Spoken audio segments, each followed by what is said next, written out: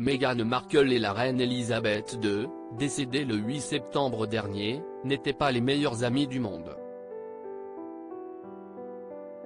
Cela n'aura échappé à personne. Mais cet été, une éclaircie semblait se dégager dans leur relation jusqu'ici orageuse, lorsque la défunte monarque avait proposé à la duchesse de Sussex de venir passer quelques jours avec le prince Harry dans sa résidence estivale à Balmoral en Écosse. Elle aurait également été de précieux conseils, comme l'a révélé l'experte royale Katie Nicholl. En effet, elle aurait tenté de convaincre la mère de Lilibet et Archie d'apaiser sa relation avec son père. La reine pouvait voir à quel point la situation était préjudiciable entre Meghan et son père et elle en a parlé à Meghan et a essayé de l'encourager à parler à Thomas, a écrit Katie Nicholl dans son prochain livre, The New Royal.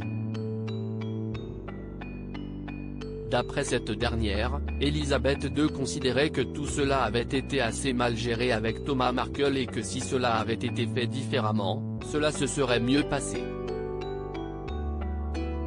Pour rappel, le père, aujourd'hui âgé de 78 ans, était censé accompagner Meghan Markle à l'hôtel à la chapelle Saint-Georges de Windsor, lors de son union avec le prince Harry en mai 2018.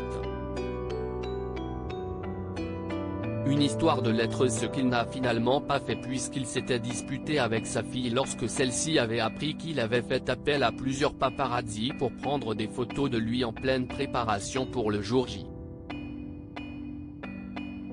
Il avait initialement justifié son absence par un état de santé fragile, qui l'avait poussé à subir une opération du cœur. Si est finalement le roi Charles III qui avait accompagné l'actrice de Suits dans l'allée de la chapelle. Mais ce n'est qu'une dispute parmi tant d'autres puisqu'elle a également accusé son père d'avoir divulgué à la presse une lettre privée qu'elle avait écrite après son mariage. Elle avait alors remporté un procès contre la société éditrice du tabloïd Mail on Sunday pour atteinte à la vie privée après la publication de cette fameuse lettre. De lourdes sanctions étaient alors tombées contre l'éditeur qui avait été contraint de payer 90% des frais d'avocat de Meghan Markle, estimés à environ 1,73 million d'euros. Il avait également dû écrire des excuses en première page du journal. Depuis, la situation entre Meghan Markle et son père semble toujours très compliquée.